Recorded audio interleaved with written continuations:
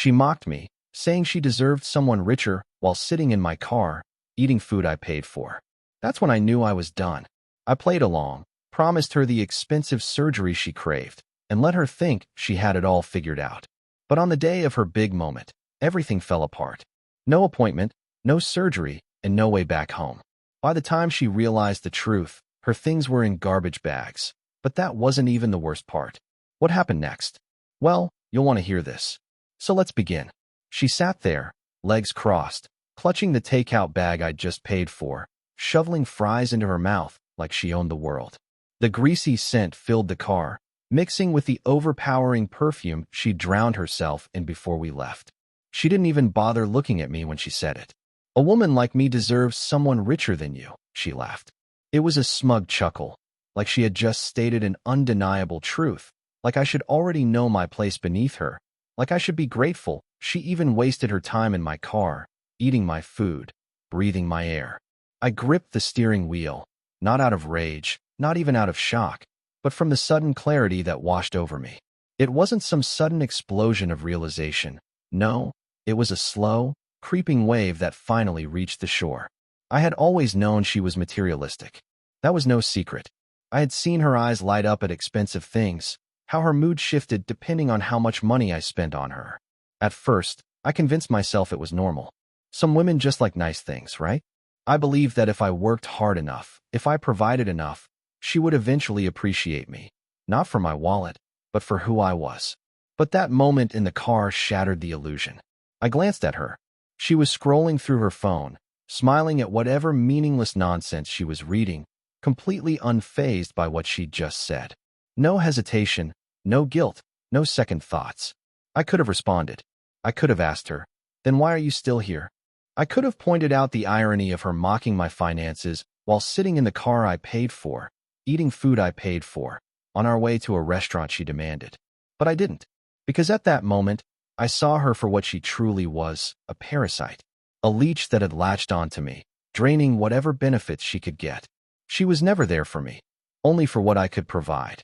And the worst part? I had allowed it. I made excuses for it.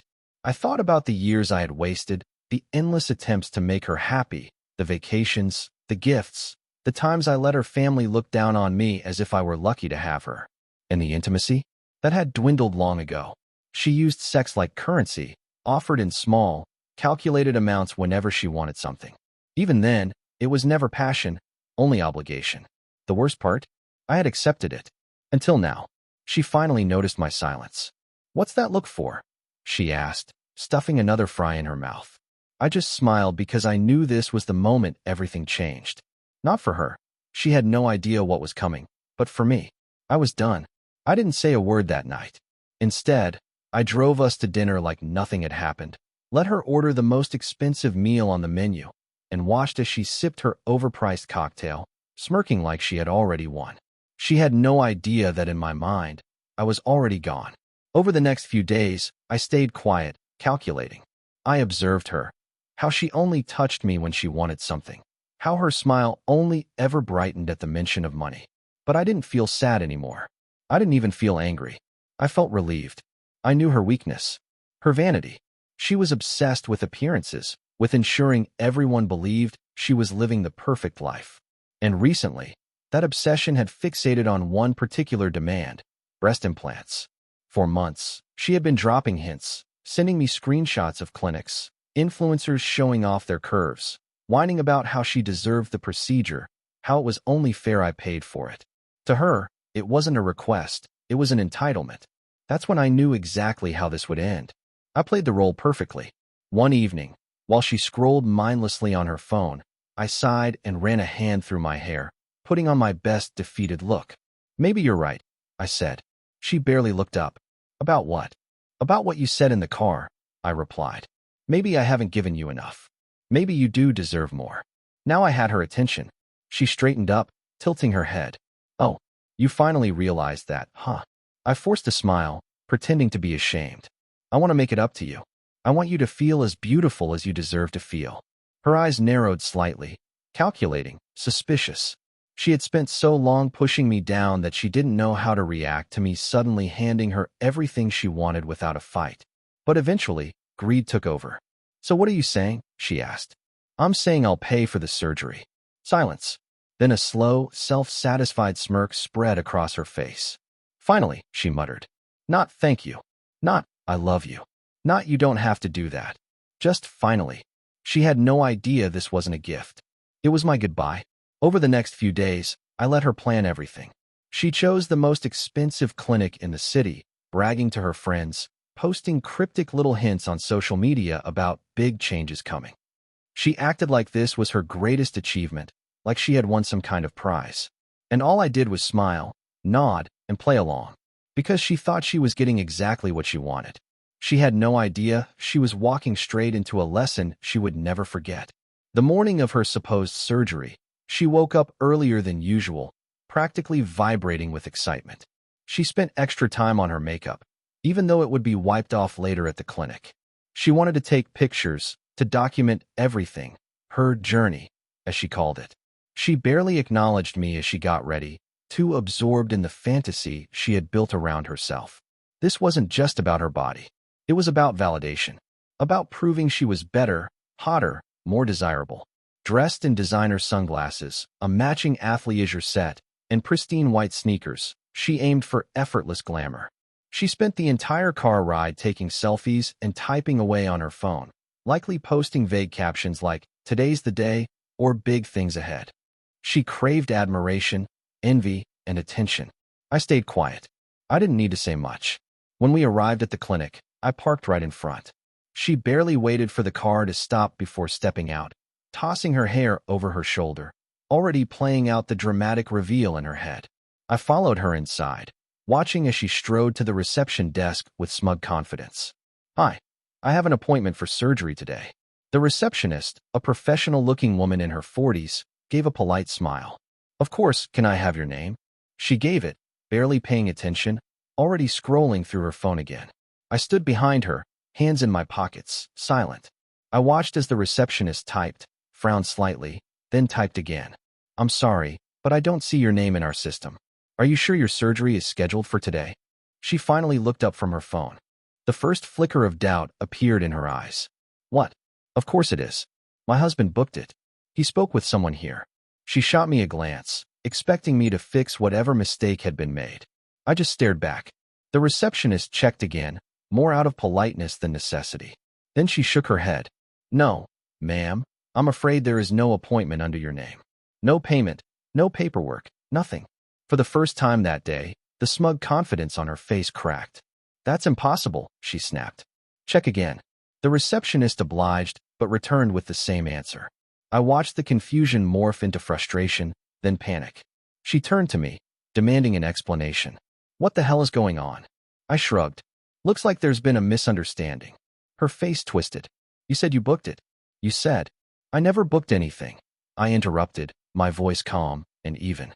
"I just told you what you wanted to hear." Her breath caught. She stared at me, trying to process what I'd just said. Then it clicked. "You lied to me?" I tilted my head. "I gave you exactly what you deserved." Her hands clenched into fists, her face reddening with rage and humiliation. People were watching now, other patients, staff. The whispers and stares made her squirm. I pulled my keys from my pocket and took a step back. "Good luck explaining this to your friends," I said before turning toward the exit. She wasn't laughing anymore. I walked out without looking back. I didn't need to. I could already imagine the chaos unfolding behind me. The disbelief, the fury, the sheer humiliation sinking in as she stood there with nothing but a dead-end argument. By the time I reached my car, my phone was already vibrating with messages. At first, just one, then another, then another. By the time I sat behind the wheel, my screen was flooded with calls, texts, and voice notes, each more desperate and volatile than the last. "Where the fuck are you? You think this is funny? Pick up the goddamn phone, you coward." I ignored them all. Instead, I turned off my notifications, started the car, and drove away. I had more important things to do. She thought today was about her. She thought the worst part would be missing out on the surgery she'd been bragging about. But she had no idea what was really waiting for her. By the time she figured it out, it would be too late. Back at the house, I worked fast. I had planned everything down to the last detail.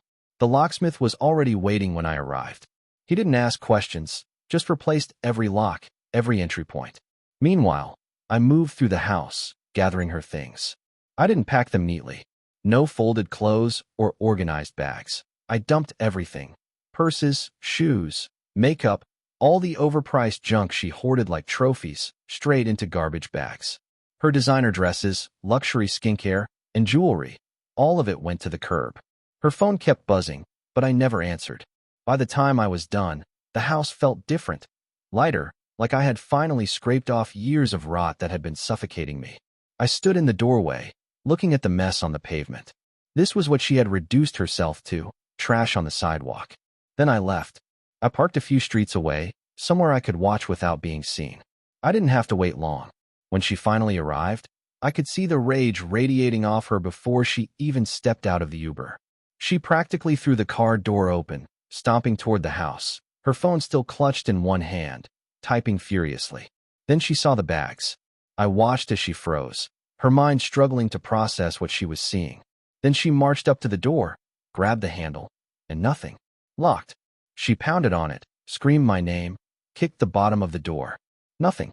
I could hear her through my car window, shrieking like a wild animal, demanding I open up, threatening me, cursing me. But none of that mattered. She wasn't getting back in. Not now. Not ever. When the neighbors came out to watch, when someone finally called the cops because of the scene she was making, I sat back, crossed my arms, and waited. It was about time someone put her in her place. She blew up my phone for days, leaving a trail of rage-fueled voice messages, pathetic guilt-tripping texts, and empty threats. I ignored every single one. She tried to spin the story, of course, tried to paint herself as the victim to her friends, her family, anyone who would listen. But even they started to pull away once they realized she had no power, no leverage. And then she made her final mistake. She thought she could take me to court and bleed me dry. The courtroom felt colder than I expected, not physically, but emotionally. The air was thick with tension, sterile and lifeless. She walked in like she was about to collect a prize. Her makeup was flawless, her outfit carefully curated to strike the perfect balance between elegant and pitiful. She wore her arrogance like armor, convinced she was untouchable. Her new lawyer, a smug-looking guy, clearly believed he was about to make a name for himself. She wouldn't even look at me. Good. I wasn't there for her anymore. I was there to finish this. She had filed for spousal support, a share of my assets, and emotional damages. In her mind, she'd already won. Her lawyer started strong, spinning a ridiculous sob story about how I abandoned her, how she sacrificed for our marriage, and how she deserved everything I owned. I didn't react. Neither did the judge. When it was my attorney's turn, everything changed. He was calm, direct, professional. And then he presented the one thing that destroyed her smug confidence in an instant, the prenuptial agreement. I watched her confidence crack the second she saw the papers. Her lawyer stiffened, leaning in closer as she frantically scanned the contract, searching for a loophole that didn't exist. Because there wasn't one. The document was airtight. Everything I owned before the marriage, mine. Everything I earned during the marriage, mine. Every single thing I had built, worked for, and sacrificed for, mine. And her? She was entitled to exactly nothing. But that wasn't all. My attorney wasn't finished. While she had been busy scheming to take me for everything, she forgot about her own actions. The vandalism, the screaming, the police report, my lawyer laid it all out. Witness statements, security footage, repair invoices. All of it. She wasn't just walking away empty-handed. She was walking away in debt, a debt she now owed me. She tried to protest, to play the victim, even had the nerve to cry like she had been wronged. But the judge didn't care, and neither did I. When the gavel hit, it was over. She lost. For the first time in her life, she had played the game and failed. There was nothing she could do to change it. She didn't say a word as we left the courtroom. No screaming, no insults, not even an indignant glance in my direction. Just silence. She walked out looking smaller than I'd ever seen her. Defeated. I knew what was sinking in for her. The loss. The realization that all her manipulation, her charm, her ability to twist people to her will, none of it had worked. For the first time in her life, she had no control. She thought she had been playing me. In the end, she had played herself. That evening, I went home to a quiet house. No entitled demands. No shallow conversations. No forced smiles to cover her constant dissatisfaction. Just peace. And for the first time in years, that was exactly what I wanted. She, on the other hand, had no home to return to. No savings, no backup plan. She had never thought she'd need one. Her big victory moment, the one where she thought she'd leave the courtroom flaunting her success, maybe even a new, wealthier man on her arm, had crumbled before her eyes. With nowhere else to turn, she ended up at the only place she could go. Back to the parents she'd spent her life pretending she was too good for. Back to the cramped little house she once mocked for being beneath her. The same house she bragged about escaping. Now she was back in it, stripped of her illusions. Worse still, she was now one of the people she used to look down on. She had spent her life crafting a false image, chasing status, pretending to be something more. And when that image collapsed, there was nothing left. Just a woman who gambled and lost. I never checked in on her after that. I didn't need to. I knew how her life had turned out. The social media posts stopped. The attention-seeking selfies? Gone. The glamorous life she pretended to live? Erased. The world moved on without her. No rich husband. No luxury lifestyle. No validation from people who once envied her. Just a woman who tried to take everything and ended up with nothing. And me? I walked away without a scratch, without a single regret, without ever looking back.